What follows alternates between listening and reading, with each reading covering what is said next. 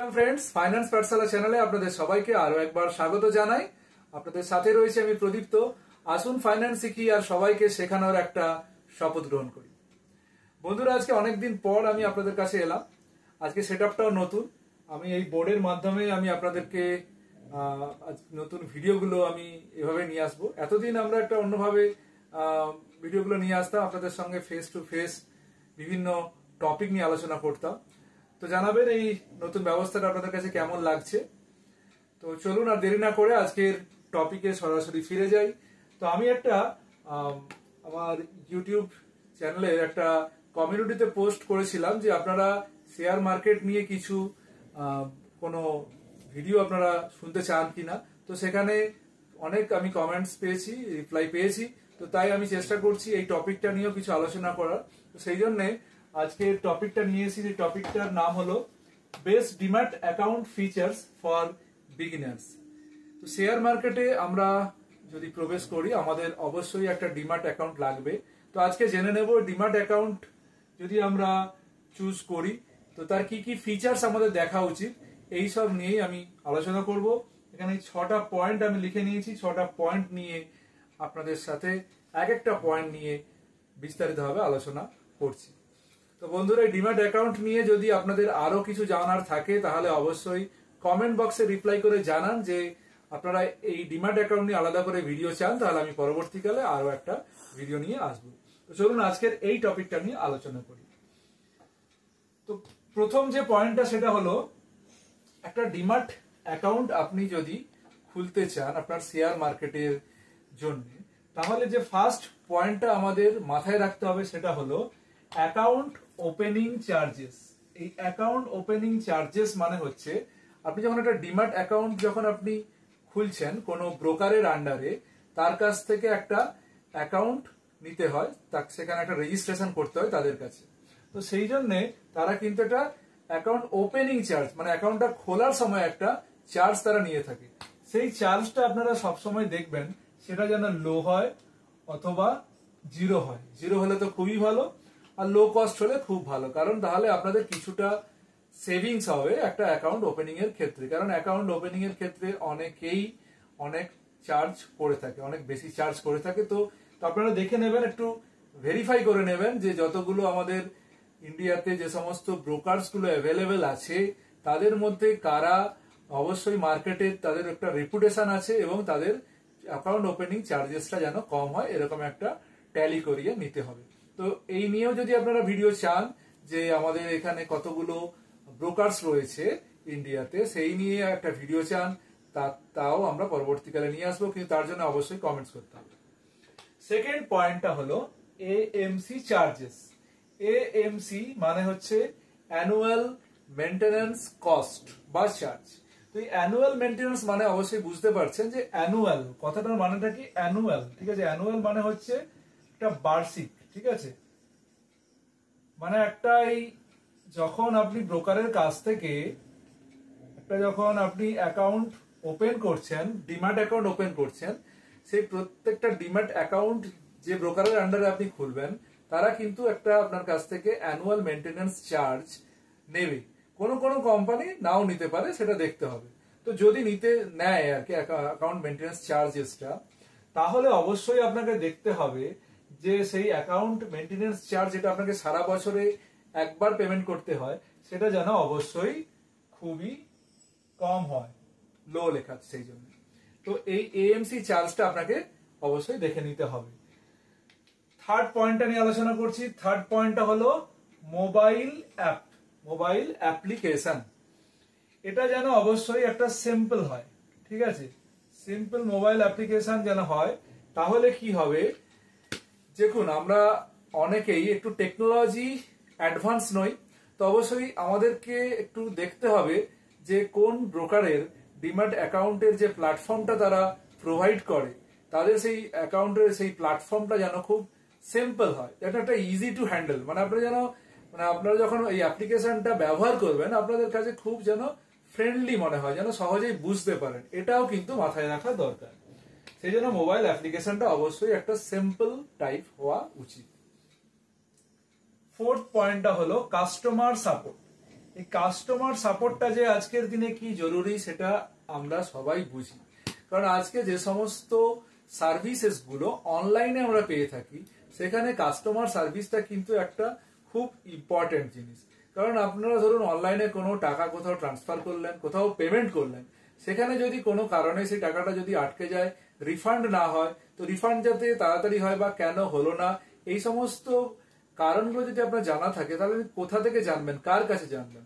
তার জন্যই কিন্তু এই কাস্টমার সাপোর্ট। এই কাস্টমার সাপোর্টটা অবশ্যই যেন খুব স্ট্রং হয়।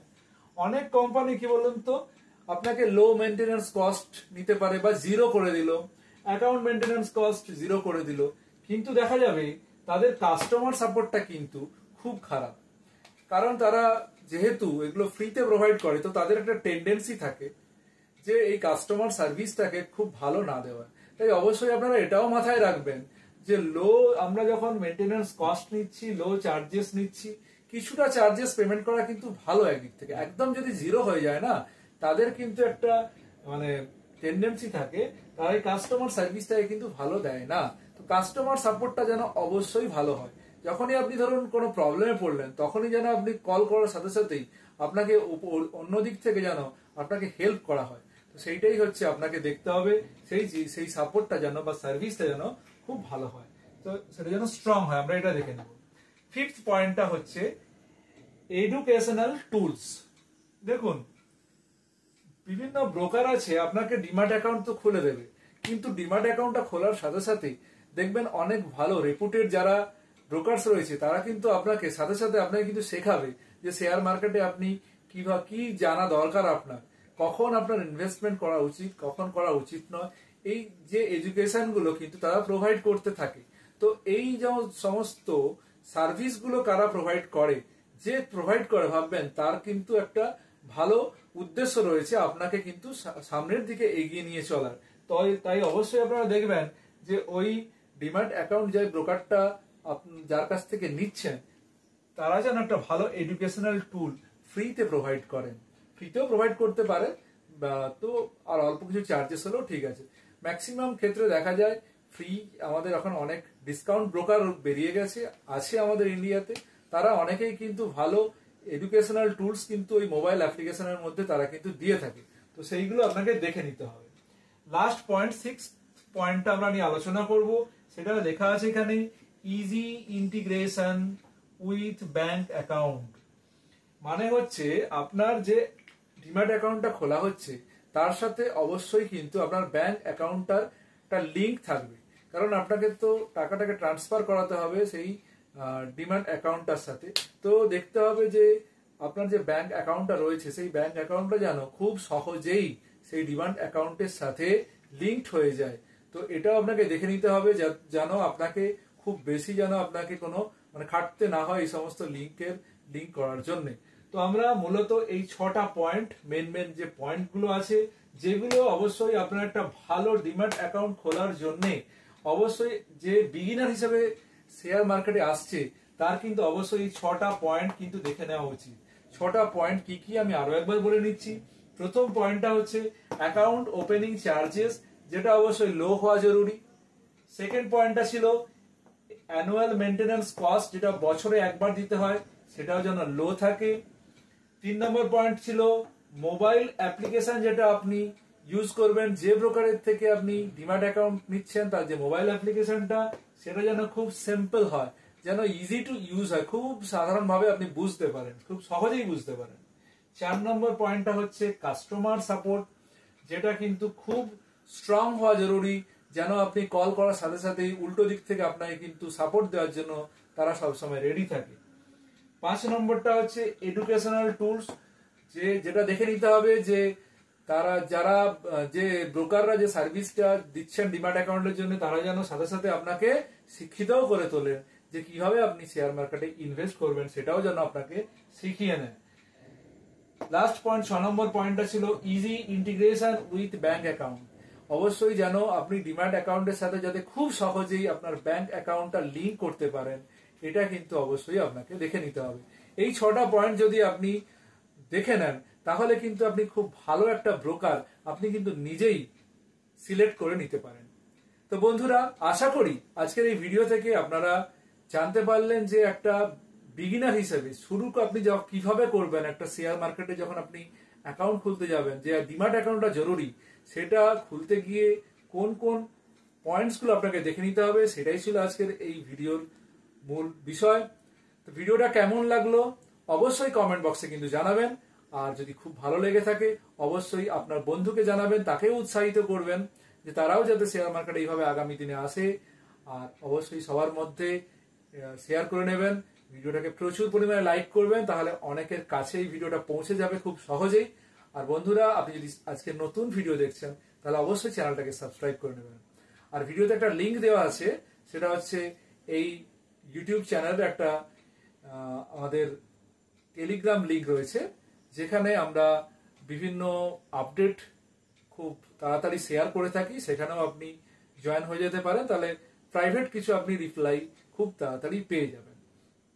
বন্ধুরা, ভিডিওটা তাহলে এখানেই আজকে আমি শেষ করব। আর আগামী দিনে আপনারা যদি কোনো নতুন টপিক নিয়ে ভিডিও দেখতে চান সেটাও কমেন্ট বক্সে জানাবেন। আর এইভাবেই আরো আপনারা জুড়তে থাকুন, ভালোবাসা দিতে থাকুন আপনাদের এই ভালোবাসার চ্যানেল ফাইন্যান্স পাঠশালাকে। আর দেরি করছি না, ভিডিওটা এখানেই শেষ করছি। নমস্কার।